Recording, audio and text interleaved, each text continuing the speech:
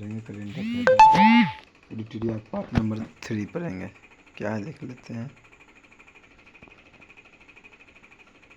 कहता है कि बजट भाषण खंड है। इस बजट में सभी के लिए भरपूर अवसर का सृजन करने के लिए 9 प्राथमिकताओं के संबंध में सतत प्रयासों की परिकल्पना की गई। इस बजट में सभी के लिए भरपूर अवसर का सृजन करने के लिए निम्नलिखित 9 प्राथमिकताओं के संबंध में सतत प्रयासों की परिकल्पना की गई। विकसित भारत की विदेशों में 9 बजट प्राथमिकताएं। कृषि क्षेत्र में उत्पादकता को लचीलापन हो जाएगा। रोजगार एवं कौशल, पहले रोजगार एवं कौशल, शहरी विकास, नवाचार अनुसंधान एवं विकास है। अब कहता है कृषि के क्षेत्र में उत्पादकता और लचीलापन है।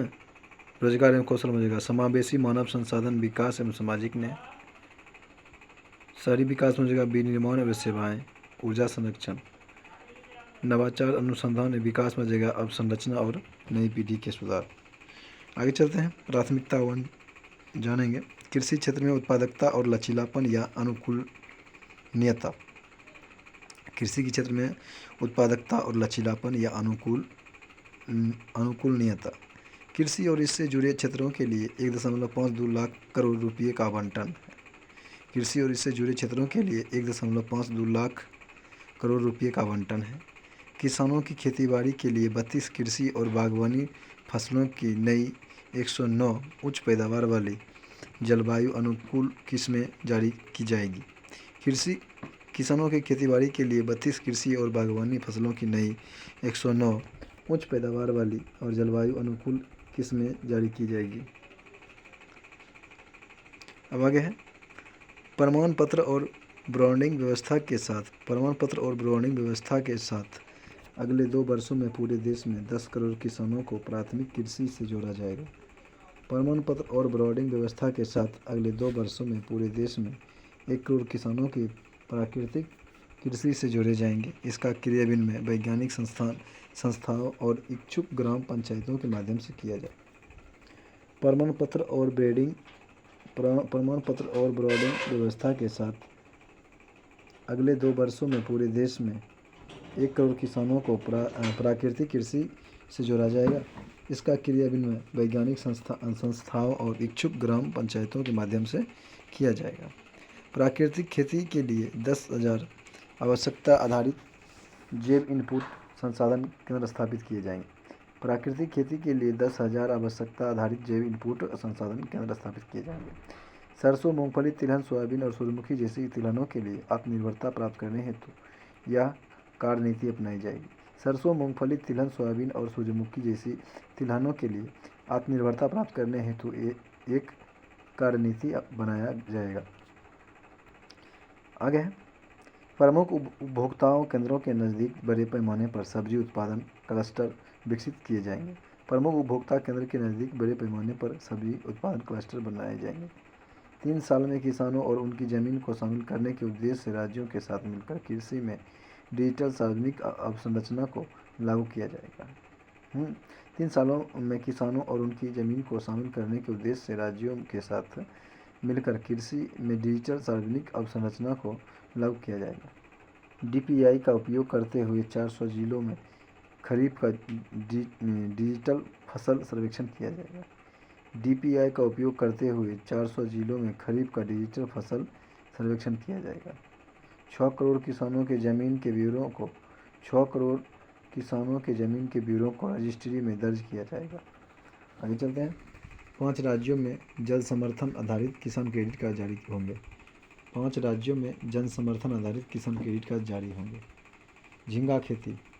झींगा खेती प्रसंस्करण और निर्यात के लिए नाबार्ड के माध्यम से वित्त पोषण की सुविधाएं उपलब्ध कराई जाएगी। झींगा खेती प्रसंस्करण और निर्यात के लिए नाबार्ड के माध्यम से वित्त पोषण की सुविधाएं उपलब्ध कराई जाएगी। सरकार सहकारी क्षेत्र के प्राणीगत व्यवस्था और चंद्रमुखी विकास के लिए राष्ट्रीय सहकारी नीति लाएगी। सरकार सहकारी क्षेत्र के प्रणालीगत व्यवस्था और चंद्रमुखी विकास के लिए राष्ट्रीय सहकारी नीति लाएगी। प्राथमिकता 2 रोजगार एवं कौशल प्रशिक्षण। आगे चलते हैं, सरकार प्रधानमंत्री पैकेज के भाग के रूप में रोजगार संबंध प्रोत्साहन के लिए निम्नलिखित 3 योजनाओं को लागू करेगी। सरकार प्रधानमंत्री पैकेज के भाग के रूप में रोजगार संवर्ध प्रोत्साहन के लिए 3 योजनाओं को लागू करेगी या लाएगी। अब आगे है सितंबर आगे है कि योजना को पहली बार रोजगार पाने वाला, इसके बारे में जानेंगे। कहता है कि ईपीएफओ में पंजीकृत पहली बार रोजगार पाने वाले कर्मचारियों को 15,000 रुपये तक के 1 महीने का वेतन 3 किस्तों में दिया जाएगा। हैं जिनका वेतन प्रति माह 1 लाख रुपये से कम हो, 1 लाख रुपये से कम हो, प्रतिवर्ष 1 करोड़ लाभान्वित होंगे। योजना की अवधि 2 वर्ष होगी। योजना ख विनिर्माण में रोजगार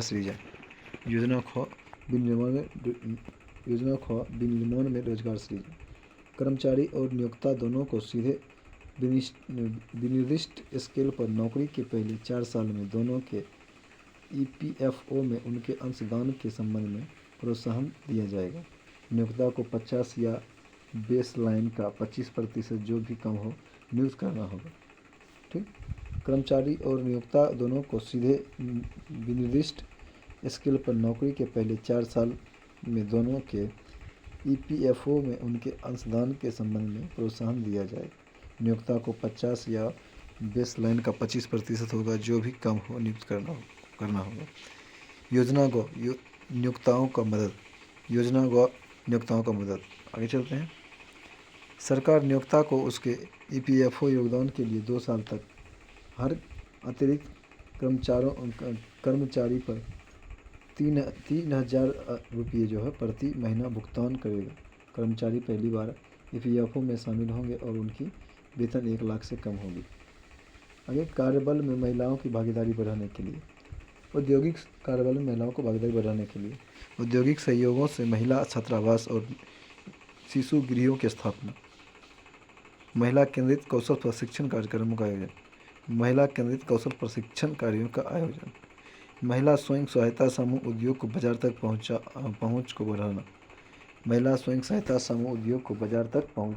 को बढ़ाना। कौशल विकास। प्रधानमंत्री के पैकेज के तहत 5 वर्षों की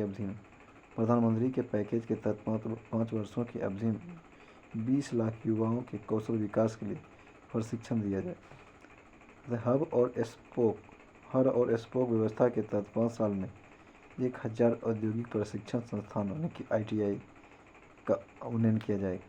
हब और स्पोक व्यवस्था के तहत 5 साल में 1,000 औद्योगिक प्रशिक्षण संस्थानों यानी कि ITI का उन्नयन किया जाएगा। 7.5 लाख रुपये तक के ऋण की सुविधा उपलब्ध कराने के लिए मॉडल कौशल ऋण योजना को संशोधित किया जाएगा। 7.5 लाख रुपये तक के ऋण की सुविधा उपलब्ध कराने के लिए मॉडल कौशल ऋण योजना को संशोधित किया जाएगा। घरेलू संस्थानों में उच्च शिक्षा के लिए 10 लाख रुपये तक के ऋण के लिए वित्तीय सहायता। घरेलू संस्थानों में उच्च शिक्षा के लिए 10 लाख रुपये तक के ऋण के वित्तीय सहायता। यह ऋण राशि के 3% की वार्षिक सब्सिडी के साथ हर साल 1 लाख छात्रों को दी जाएगी। प्राथमिकता 3 समावेशी मानव संसाधन विकास और सामाजिक न्याय। प्राथमिकता 3 समावेशी मानव संसाधन विकास और सामाजिक न्याय।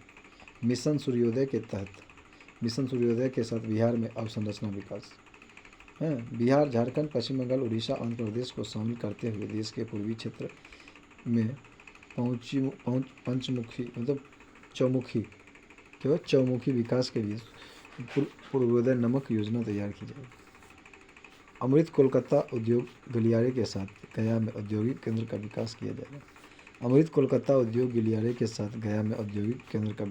जाएगा। 26,000 करोड़ रुपये की लागत से बिहार में निम्न अवसंरचना को निर्माण किया जाएगा। 26,000 करोड़ रुपये की लागत से बिहार में निम्न अवसंरचना को निर्माण किया जाएगा। पटना पूर्णिया एक्सप्रेसवे का निर्माण, बक्सर भागलपुर एक्सप्रेसवे का निर्माण, बोध गया राजगीर वैशाली दरभंगा सड़क संपर्क परियोजना का विकास। बोध गया राजगीर वैशाली और दरभंगा सड़क संपर्क परियोजना का विकास। बक्सा दूध आन लो हमार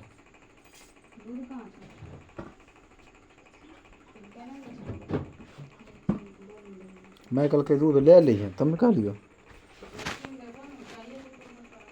बोध गया राजगीर वैशाली दरभंगा सड़क संपर्क योजना का विकास किया जाएगा। बक्सर में गंगा नदी पर 2 लाइन लेने वाली एक अतिरिक्त पुल का निर्माण किया जाएगा। अब आगे है 21,400 करोड़ रुपये की लागत से विद्युत परियोजना आरंभ की जाएगी। 21,400 करोड़ रुपये की लागत से विद्युत परियोजना की आधारशिला यानी कि आरंभ किया जाएगा। इसमें पीरपैंती में 2400 मेगावाट का नया विद्युत संयंत्र शामिल होंगे। आंध्र प्रदेश पुनर्गठन अधिनियम। आंध्र प्रदेश पुनर्गठन अधिनियम राज्य की राजधानी की आवश्यकता को देखते हुए बहुपक्षीय विकास एजेंसियों के माध्यम से मौजूदा वित्त वर्ष में 1500 करोड़ रुपये की विशेष वित्तीय सहायता उपलब्ध कराई जाएगी। आगे चलते हैं।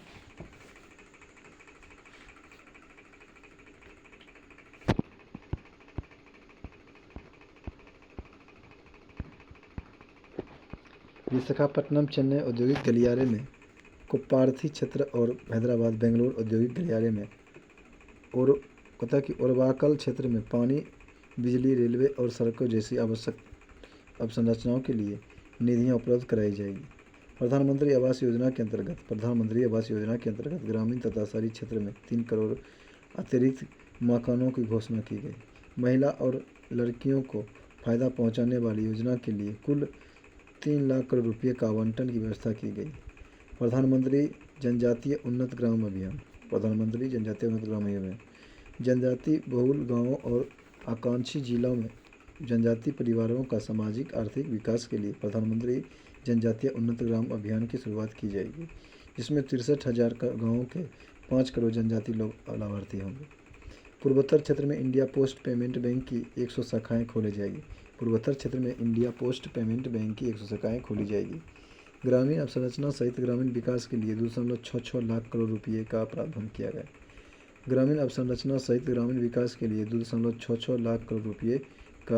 प्रावधान किया गया। प्राथमिकता 4 विनिर्माण एवं सेवाएं। विनिर्माण क्षेत्र में MSMI के लिए ऋण गारंटी योजना। गिरवी तथा तृतीय पक्ष गारंटी के बिना मशीनरी और उपकरण की खरीद के लिए MSMI को आवधिक ऋण की सुविधा देने के लिए ऋण गारंटी योजना प्रारंभ की जाएगी, जो भी प्रत्येक आवेदक पर 100 करोड़ रुपये तक का गारंटी दिया जाएगा। कहता है कि MSMI को उनके संकट अवधि के दौरान बैंक ऋण जारी रखने की सुविधा के लिए एक नई व्यवस्था की घोषणा की गई है, जैसे कि मुद्रा ऋणों की सीमा को उनके उद्यमों के लिए मौजूदा 10 लाख रुपये से बढ़कर के 20 लाख रुपये कर दिया जाए।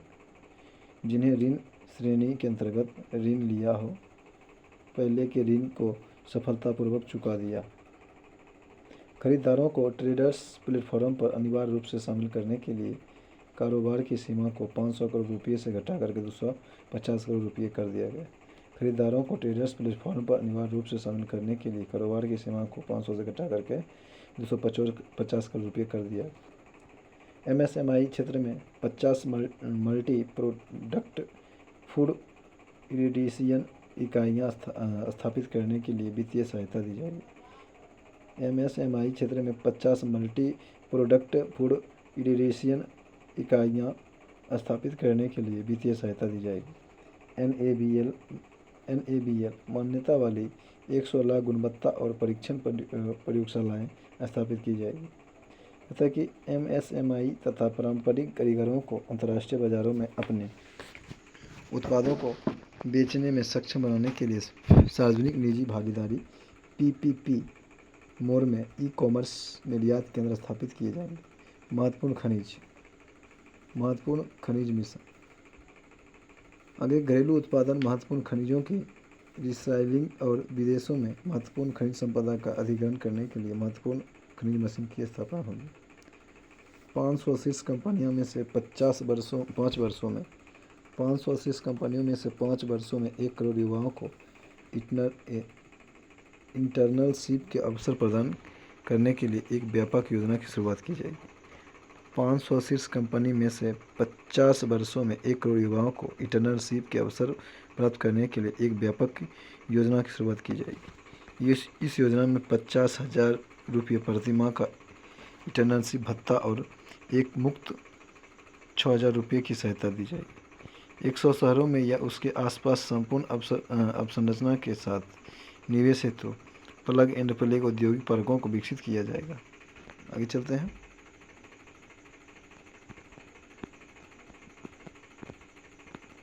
आगे है राष्ट्रीय औद्योगिक कॉरिडोर विकास कार्यक्रम के अंतर्गत 12 औद्योगिक पार्कों को मंजूरी दी जाएगी। हैं कहता है कि एलएलपी के स्वैच्छिक क्लोजर हेतु centre for processing accelerated corporate active की सुविधाएं प्रदान की जाएगी। प्राथमिकता 5 शहरी विकास, इसके बारे में जानेंगे। 30 लाख से अधिक जनसंख्या वाले 14 बड़े शहरों के लिए क्रियान्वयन और वित्त पोषण रणनीति के साथ आवागमन उन्मुखी विकास योजना तैयार की जाएगी। प्रधानमंत्री आवास योजना शहरी 2.0 के अंतर्गत 2.2 लाख करोड़ रुपये की केंद्रीय सहायता सहित 10 लाख करोड़ रुपये के निवेश से अगले 5 वर्षों में 1 करोड़ शहरी गरीब और मध्यम वर्ग के परिवारों की आवास जरूरतों का समाधान किया जाएगा। प्रधानमंत्री आवास योजना शहरी 2.0 के अंतर्गत 2.2 लाख करोड़ रुपये की केंद्रीय सहायता सहित 10 लाख करोड़ रुपये के निवेश से अगले 5 वर्ष में 1 करोड़ शहरी गरीब और मध्यम वर्ग के परिवार की आवास जरूरतों का समाधान किया जाएगा। अगले 5 वर्षों में प्रत्येक वर्ष चुनिंदा शहरों में 100 साप्ताहिक हाट या स्ट्रीट फूड हब के विकास में सहायता के लिए नई योजना की परिकल्पना की गई। 100 बड़े शहरों के लिए जल आपूर्ति, सीवेज उपचार, ठोस अपशिष्ट प्रबंधन तथा वित्तीय रूप से व्यवहार्य परियोजनाओं को बढ़ावा दिया जाएगा। प्राथमिकता 6 ऊर्जा संरक्षण।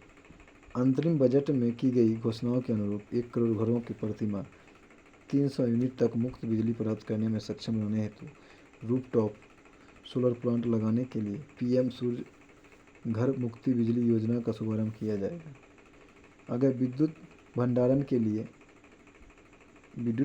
के लिए पंप्ड स्टोरेज परियोजना को बढ़ावा देने की एक नीति, सरकार भारत स्मॉल रिएक्टर की स्थापना तथा भारत स्मॉल मॉड्यूलर रिएक्टर के अनुसंधान और विकास तथा परमाणु ऊर्जा के लिए नए उद्योगों के लिए अनुसंधान और विकास के लिए निजी क्षेत्र के साथ साझेदारी करेगा। उन्नत अल्ट्रा सुपर क्रिस्टल उद्योगों का प्रयोग 800 मेगावाट का वाणिज्यिक संयंत्र स्थापित करने के लिए एनटीपीसी और बीएचईएल के बीच एक संयुक्त उद्यम प्रस्तावित है। अतः हाई टू एबट उद्योग को ऊर्जा दक्षता के साक्ष्य से उत्सर्जन साक्ष्य की ओर ले जाने के लिए एक रोड मैप तैयार किया जाए। हार्ड टू एबट उद्योग को ऊर्जा दक्षता के लक्ष्य से उत्सर्जन लक्ष्य की ओर ले जाने के लिए एक रोड मैप तैयार किया जाएगा। उन उद्योगों को वर्तमान के परफॉर्म अचीव एंड ट्रेड पद्धति से इंडियन कार्बन मार्केट पद्धति में परिवर्तित करने के लिए उपयुक्त विनिमय बनाए जाएंगे। प्राथमिकता नंबर 7 क्या है? केंद्र सरकार द्वारा अवसंरचना में निवेश के लिए पूंजीगत व्यय में 11,111 करोड़ रुपये जीडीपी का 3.4% का प्रावधान किया जाएगा। 11,111 मतलब समझ रहे हैं 11,11,100 क्या है? इकाई, दहाई, सैकड़ा, हजार, 10,000, लाख, करोड़, यानी कि 11,11,101। आगे राज्य को उनके संसाधन आवंटन में सहायता करने के लिए इस वर्ष भी 1.5 लाख रुपये के ब्याज सहित दीर्घावधि ऋण का प्रावधान है। 25,000 ग्रामीण बसावटों के लिए 25,000 ग्रामीण बसावटों के लिए 12 मासिक सड़क संपर्क उपलब्ध कराने हेतु प्रधानमंत्री ग्राम सड़क योजना का चरण 4 आरंभ किया जाएगा। बिहार में कोसी मेची अंतर्राष्ट्रीय लिंक और अन्य योजनाओं जैसे कि परियोजनाओं के लिए 11,500 करोड़ रुपये की वित्तीय सहायता उपलब्ध कराई जाएगी। बिहार में कोसी मेची अंतर्राष्ट्रीय लिंक और अन्य योजनाओं जैसी परियोजनाओं के लिए 11,500 करोड़ रुपये की वित्तीय सहायता उपलब्ध कराई जाएगी। सरकार बाढ़, भूस्खलन और अन्य संबंधित परियोजनाओं के लिए असम, हिमाचल प्रदेश, उत्तराखंड और सिक्किम को सहायता प्रदान करेगी। पर्यटन, विष्णुपद मंदिर ग्वालियरा, महाबोधि मंदिर ग्वालियरा का व्यापक विकास किया जाएगा। आगे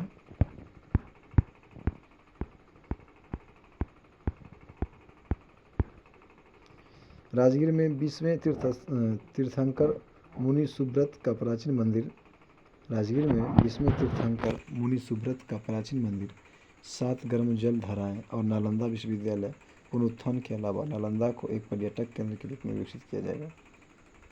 ओडिशा के मंदिर व स्मारक, शिल्प, वन्य जीव अभयारण्य, प्राकृतिक भू दृश्य और प्राचीन समुद्र तट के विकसित हुए हेतु सहायता की जाएगी।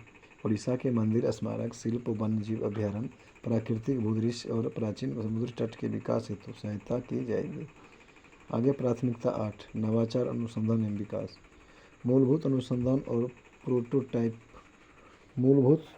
और प्रोटोटाइप विकास के लिए अनुसंधान नेशनल रिसर्च फंड की शुरुआत की जाएगी। वाणिज्यिक स्तर पर निजी क्षेत्र द्वारा संचालित अनुसंधान और नवाचार को बढ़ावा देने के लिए 1 लाख रुपये की वित्तीय पूल व्यवस्था स्थापित करेंगे। अगले 10 वर्षों में अंतरिक्ष व्यवस्था को 5 गुना बढ़ाने पर निरंतर जोर देते हुए 1,000 करोड़ रुपये की उद्यम पूंजी निधि की व्यवस्था की जाएगी। प्राथमिकता नंबर 9, लास्ट, नई और अगली पीढ़ी के सुधार। ग्रामीण विकास संबंधी कार्यों में निम्नलिखित बिंदु शामिल होंगे। सभी भूखंडों के लिए विशिष्ट भूखंड पहचान संख्या अथवा भू आधार निर्धारित करना, समवर्गीय मानचित्रों का डिजिटीकरण, वर्तमान स्वामित्व के अनुसार मानचित्र उप प्रभावों का सर्वेक्षण, भू रजिस्ट्री की स्थापना और कृषि रजिस्ट्री की जोड़ना होता है। शहरी भूमि संबंधी कार्य, शहरी क्षेत्र में भूमि अभिलेखों की GIS मैपिंग के साथ अलंकृत किया जाएगा। श्रमिकों के वन स्टॉप समाधान के लिए ई-श्रम पोर्टल को अन्य पोर्टल से जोड़ा जाएगा। NPS वात्सल्य,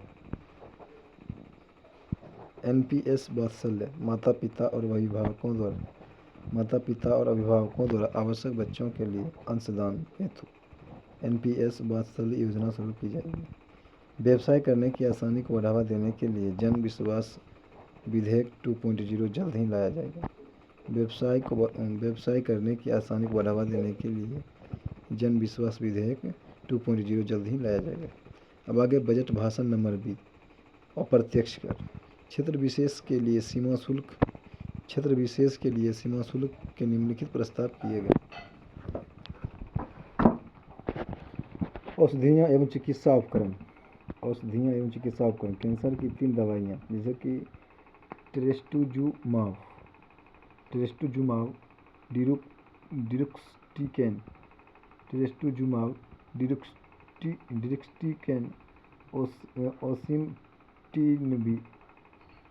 ओसिमटिनिब और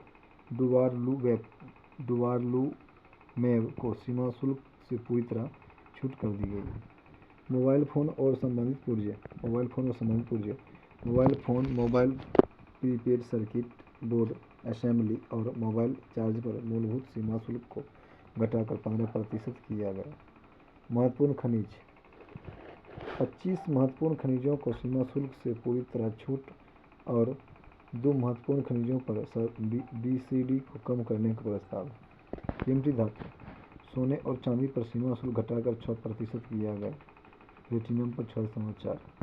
अन्य धातु, लोहा, निकेल, बलिस्टर, तांबे पर मूलभूत सीमा शुल्क हटाया गया। लो स्क्रैच और निकेल कैथोड पर मूलभूत सीमा शुल्क हटाया गया।